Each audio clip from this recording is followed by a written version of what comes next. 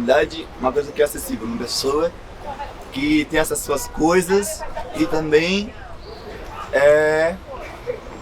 praticamente acesso a tudo, né, mano? Acessibilidade é o que diz, tá ligado? Responde, Jamila. Eu não sei o que pergunto ele responde. Acessibilidade é para deficiente, essas coisas assim, para o SUS eu acho que é saúde, é atendimento ao usuário. Na minha opinião, a acessibilidade é a facilitação de acesso ao sistema. A acessibilidade é um modo fácil de chegar às coisas. Acessibilidade?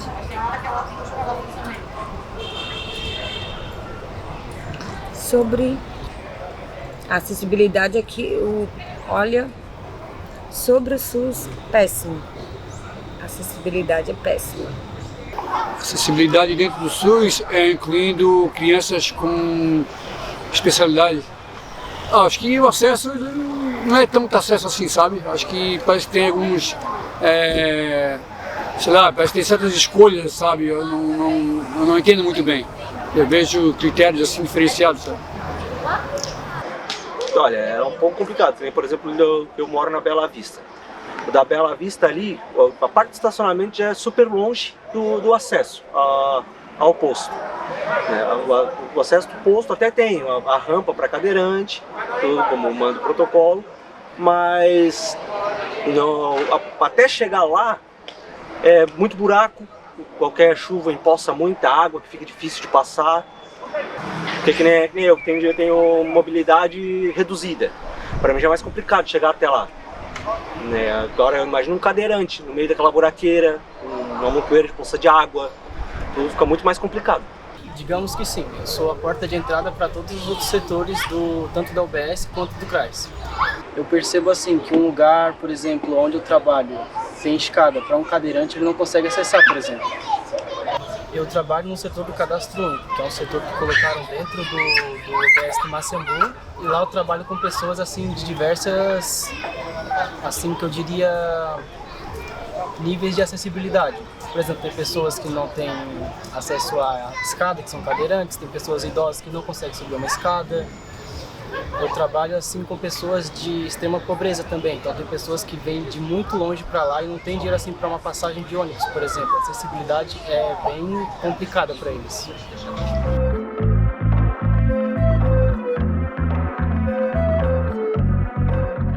Eu acho que a acessibilidade no geral é a gente deixar o mundo possível para que todas as pessoas possam usufruir dele. E no caso do SUS, eu acho que é permitir que o sistema, que já é único, gratuito, acessível para todas as pessoas, que seja realmente acessível. Qualquer pessoa consiga usufruir do serviço. Eu acho que é isso. Já tive sim a oportunidade de acompanhar pessoas surdas, em contextos de consultas ginecológicas, por exemplo, também em consultas de diagnóstico, de pessoas surdas receberem um diagnóstico de doença.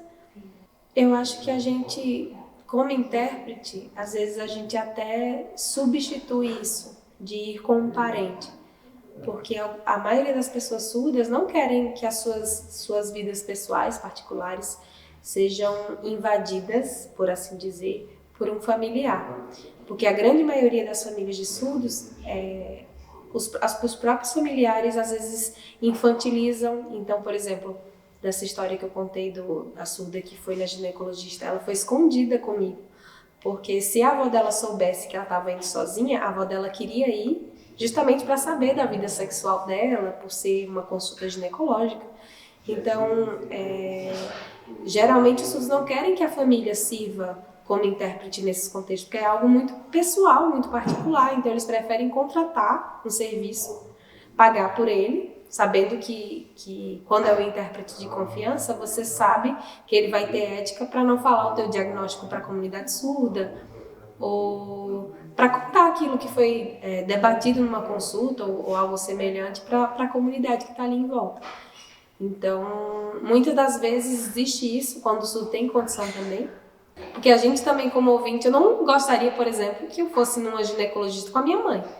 Eu, uma mulher de 33 anos, eu acho que as pessoas surdas, elas se sentem da mesma maneira, querem a individualidade, e a questão da acessibilidade ali é uma acessibilidade linguística. Então, eles precisam desse aparato, que seja um intérprete, ou outra modalidade, né? Às vezes a interpretação ela é feita via remota, isso existe também já.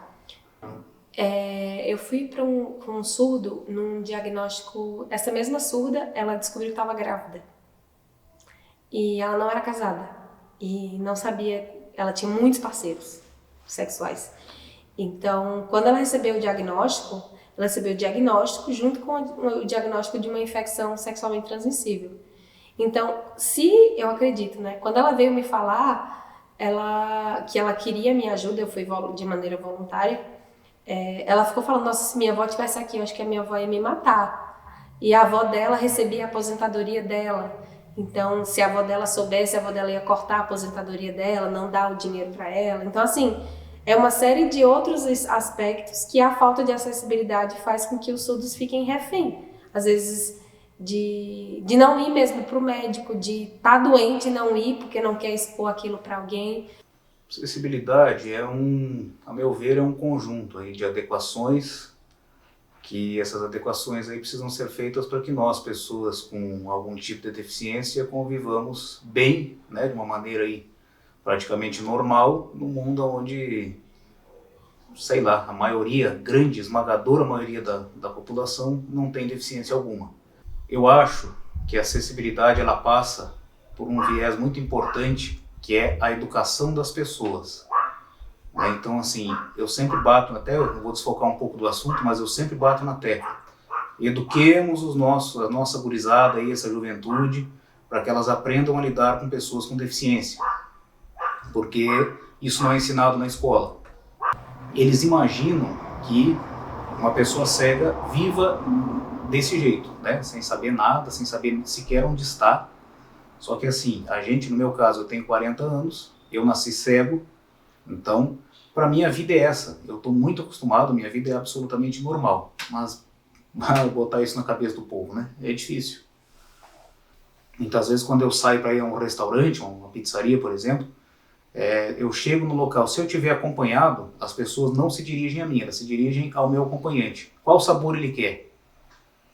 E assim, quando eu estou muito de boa, eu pergunto o nome da pessoa e digo, meu nome é Vitor, eu estou diante de ti, estou na tua frente, então pode te dirigir a mim. Não precisa te dirigir ao meu acompanhante, né? Então, o que é isso? Porque o cego não está fazendo contato visual.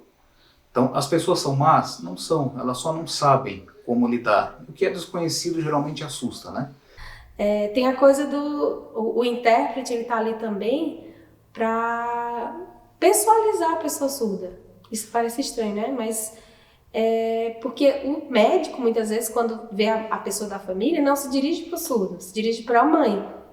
Ele está sentindo alguma coisa, em vez de perguntar para a própria pessoa surda que está ali.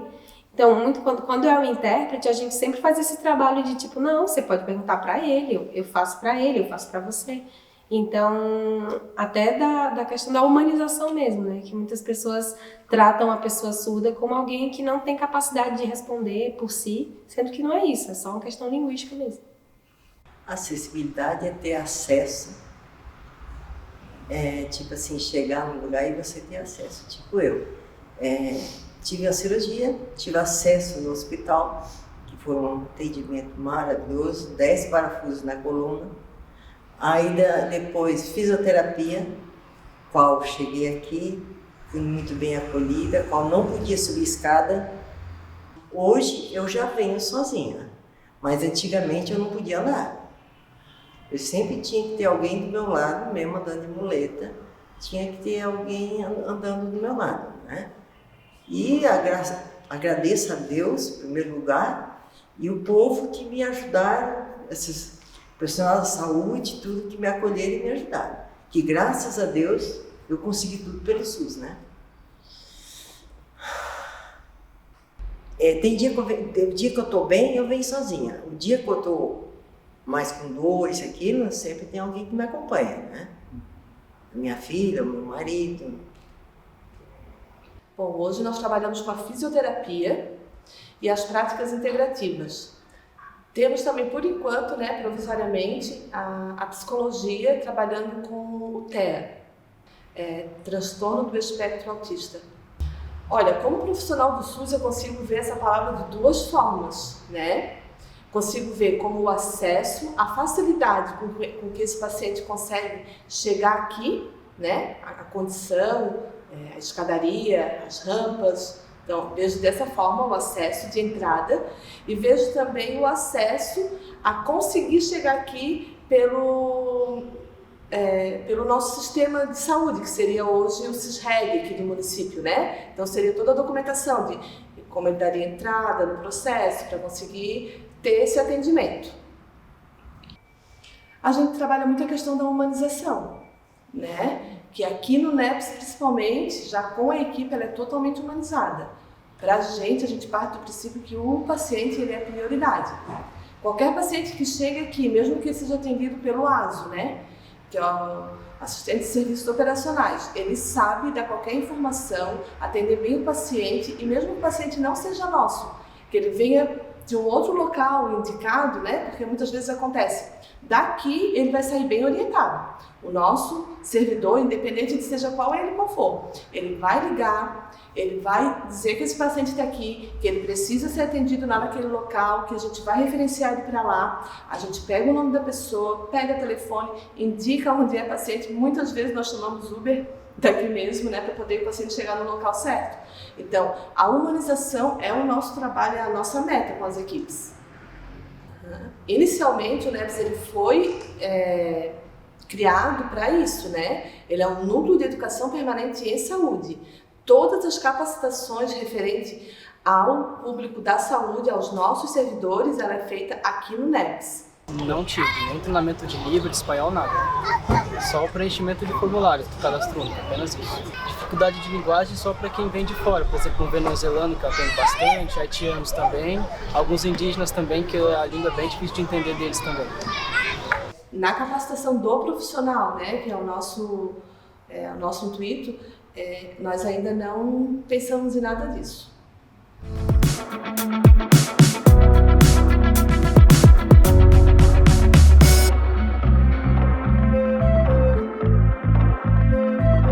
Eu sou pessoa com deficiência auditiva, eu nasci com essa deficiência, mas eu só fui entender isso já na vida adulta. E nós passamos por dois processos. A pessoa que tem deficiência, ela passa por dois processos. Um é entender que ela é uma pessoa com deficiência e o que isso significa. E o segundo processo é aceitar. Para algumas pessoas isso tudo acontece de uma forma mais rápida, para outros é um processo mais demorado. Somente depois de passar por esses dois processos, é que a pessoa começa a perceber que ela é um cidadão e que tem seus direitos assegurados pela lei. E só depois disso é que ela vai procurar esses direitos. Falando especificamente da comunidade surda, que é o meu foco de estudos e a minha experiência de vida, nós temos a Lei de Libras, que reconheceu a língua de sinais brasileiras como uma língua do povo surdo brasileiro. E depois disso, o Decreto 5626 de 2005, que regulamenta esse reconhecimento, que dá o foco principalmente na área da educação, direito ao intérprete na área da educação para surdos. Então nós temos aí uma legislação a ser cumprida e que nem sempre se efetiva na prática. Eu, enquanto usuária do SUS, já passei por algumas situações. Por exemplo, a vez em que eu estava com otites, eu precisava ir ao médico porque estava com muita dor de ouvido, por isso não conseguia utilizar os aparelhos auditivos, precisei tirar, e sem os aparelhos eu escuto praticamente nada. Eu cheguei à UPA e me dirigi na triagem já informando que eu sou uma pessoa com deficiência auditiva, que eu não estava podendo utilizar meus aparelhos, e pedi que quando eu fosse chamada, que alguém me acenasse ou que alguém tocasse em mim para me mostrar que era o meu nome que estava sendo chamado. E a pessoa que me atendeu nessa triagem me disse: senta lá perto da porta e presta atenção. né? Então, o que eu vejo assim é uma falta de preparo. Eu não acho que é um problema do SUS. Nós temos vários problemas dentro do SUS e de outros âmbitos também em relação à acessibilidade, mas eu vejo isso como uma falta de preparo dos profissionais. Mas só que não é o suficiente a pessoa fazer um cursinho de Libras e achar que isso resolveu. Porque a Libras é uma língua como qualquer outra, e a língua, ela precisa de tempo, de aprofundamento, de contato com o usuário dessa língua para você conseguir desenvolver, a ponto de você conseguir conversar com alguém, entender completamente o que essa pessoa está lhe dizendo e responder para essa pessoa de uma forma adequada. E infelizmente as pessoas acham que fazer um cursinho de Libras para capacitação do pessoal resolve. E isso não funciona assim. Além de que há também uma rotatividade, às vezes, de servidores. Às vezes tem um servidor num local que sabe língua de sinais, mas esse servidor está afastado, ou saiu, ou foi mudado para outra unidade. Então não tem a realidade que nós não temos. Hoje, quando o surdo vai na área da saúde, seja numa UBS, ou numa UPA, ou mesmo no hospital, ele precisa recorrer a intérprete de Libras pagando do próprio bolso na maioria das vezes, porque não tem suporte para isso em nenhuma dessas áreas.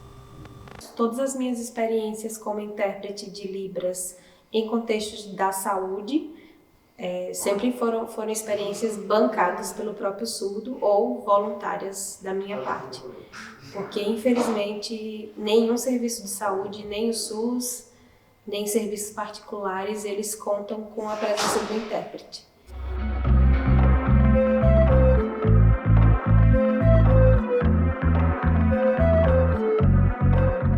A acessibilidade, principalmente tem que entender que é o poder de tu entrar e sair no local, ter como exercer os teus direitos da vida civil com segurança e autonomia. Ou seja, tu vai fazer o que tu tem que fazer, seja tu mudo, surdo, deficiente físico, da forma que tu consiga fazer sozinho e com segurança.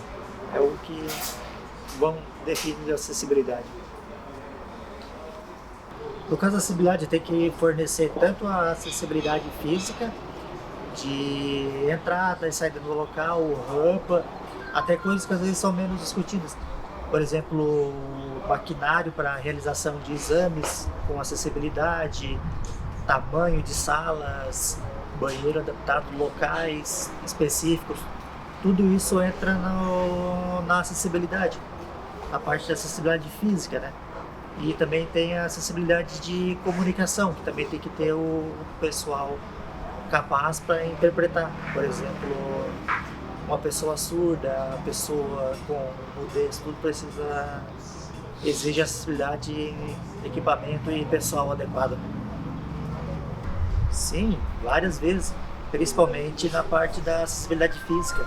Rampas mal feitas, totalmente fora dos padrões corretos, que daí inviabiliza a subida. Pelo menos subir com autonomia fica quase impossível, né?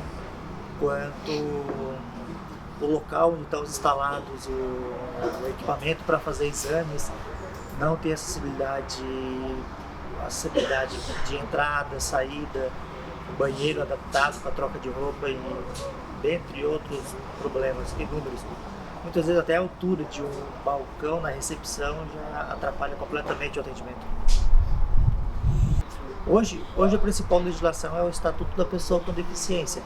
Nela se engloba praticamente todos os direitos da pessoa em relação à acessibilidade.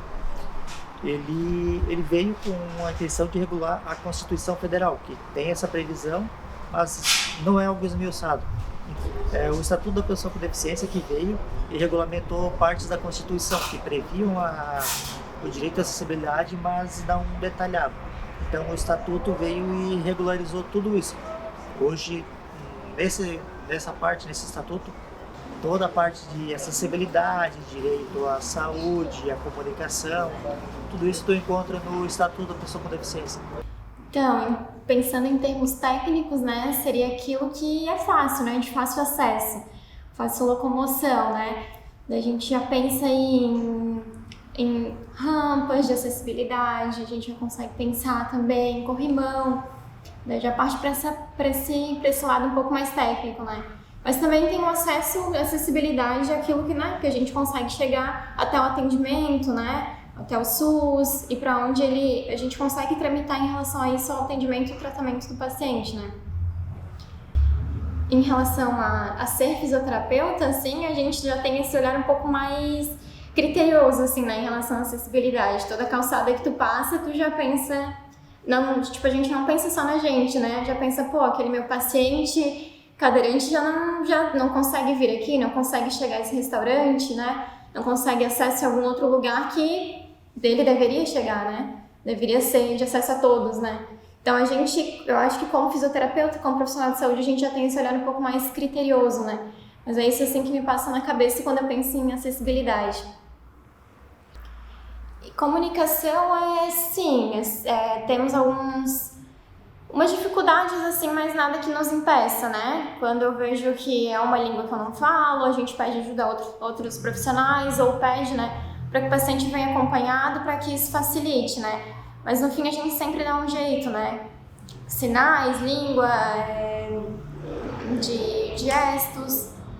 A acessibilidade, ela é a possibilidade, né? E todas as formas que permitem pessoas com limitações e dificuldades de mobilidade, né, seja deficiências, ao acesso independente, que essas pessoas consigam estar independentes de auxílio para acessar lugares, espaços públicos, transportes, prédios privados e públicos, né, e espaços urbanos. A ANBR, que é a Associação Brasileira de Normas Técnicas, ela disponibiliza para a gente normativas, né, que nos permitem então ter ali um guia básico.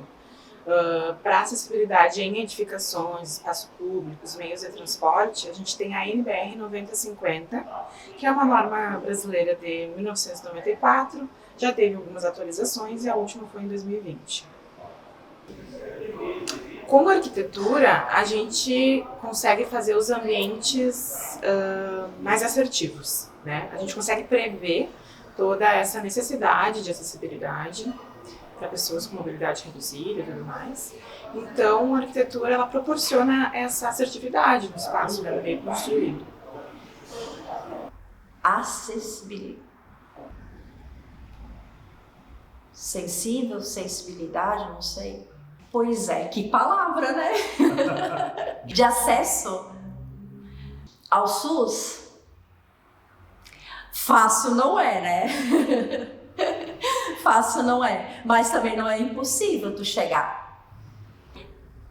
Tudo pelo SUS, vamos supor, né? E cheguei até aqui, nossa, eu posso dizer assim que eu tô bem satisfeita, tá? Porque a maioria das pessoas que estão no SUS trabalhando já conhecem meu caso. Então eles já sabem, né, que tem que, por exemplo, assim, falar um pouco mais alto, já a orientação já é diferente, né, porque geralmente as pessoas já me conhecem. Quando eu cheguei aqui no primeiro dia, essa fisioterapeuta, ela já estava sabendo do meu caso, né, então eu me senti muito acolhida, sabe, então é sensacional tu saber que tu tens também o carinho deles, né? Então eu não acho dificuldade nenhuma de eu me relacionar com eles e vice-versa, né? Então quando eu cheguei no regional e de imediato eu fui bem atendida, né? Passei pela triagem e aí começou minha luta.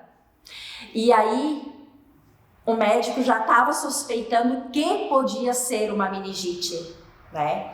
Então, antes de coletar o líquido da espinha, antes de fazer a tomografia, ele já foi colocando antibiótico na minha veia. E isso, eu sempre digo assim, Deus em primeiro lugar, né? E depois esses anjos que ele manda pra gente. Porque se não fosse esse médico, hoje eu não estaria aqui sentada e falando isso. Desculpa, porque foi um anjo que mandou esse médico fazer isso. Então ali começou a minha luta. Quando ele aplicou esse antibiótico, eu entrei em coma. Tanto que eu fiquei 2 dias em coma, que eu não me lembro de nada, lá no hospital. Eu fiquei isolada, em coma. E eu precisaria de uma UTI. E lá no regional não tinha. Aí começou toda a luta. Esse médico começou a luta, junto com meu marido, atrás de uma UTI. Que estava muito cheias. E abriu uma vaga no Nereu Ramos. Onde de imediato eu fui para lá e fiquei mais de 2 dias na UTI. Lá.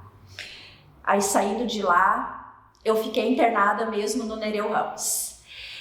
E falar o quê dessas pessoas que me cuidaram, essas pessoas que sempre diziam que eu tinha uma luz muito forte. E eu queria dizer para esses profissionais que eu tinha muita vontade de lutar. E cada dia, quando o médico chegava, ele me surpreendia, ele dizia assim, em vez de eu te surpreender, é o contrário, porque você está cada dia melhor. Eu comecei, como se diz, eu não andava quando eu saí da UTI. Eu comecei a fazer na cama fisioterapia. Eu comecei a falar de novo. Né? Eu enxergava a minha vista mal e mal. Eu mal escutava. Mas aqui do lado esquerdo foi abrindo. Né? Esse aqui, o direito, tudo bem. Depois a gente dá um jeito no aparelho, corre atrás, né? Mas o que me estava focando naquele momento era a minha vida. Eu queria viver, eu tinha tanta fome de viver, dizia assim, ó, eu quero e eu vou conseguir. Aí quando eles falaram, mas você tem que ficar muito tempo aqui com a gente. Eu disse, bola pra frente, vamos. Então assim, ó, tanto profissionais como médicos, enfermeiros, fisioterapeuta, psicóloga, eu não precisei ir lá no momento, porque eu passei pela avaliação, pela assistência social, tudo eu passei. Então, assim, falar o que deles, né? Gratidão imensa, imensa. São pessoas maravilhosas. E agora eu tô aqui, né? Continuando.